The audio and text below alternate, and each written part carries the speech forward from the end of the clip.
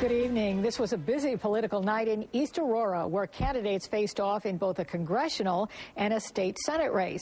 News 4's George Rickert is live there with our story. George? Well, this is the state Senate district that Dale Volker has served for the last 38 years. It stretches all the way from Lake Erie to the Finger Lakes. 4 different counties are part of this district. And now there are 3 candidates vying to serve that 59th district seat.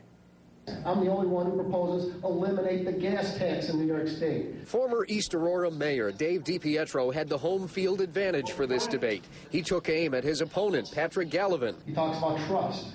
Is trust something that if he gets this job, he could actually collect 3 state pensions?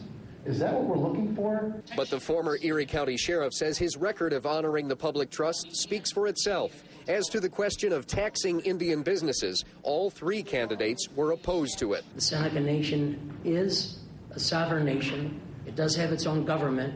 New York State should be working with it and not against it. Wyoming County nurse Cynthia Appleton promises to go after state spending. Spending has to come down. And we can start with the legislature itself, which spends far too much on its own upkeep. The League of Women Voters also heard from their 2 congressional candidates who disagree on the president's health care reform agenda. What we're trying to do, as I mentioned before, is change the way that you pay for health care toward getting a more efficient but better outcomes. We can't reform our Medicaid system because of the Obama health care bill. That's not reform, that's slavery.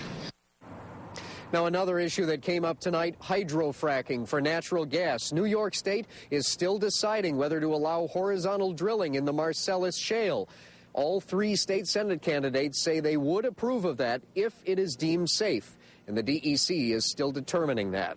Live in East Aurora, George Rickert for the 10 o'clock news.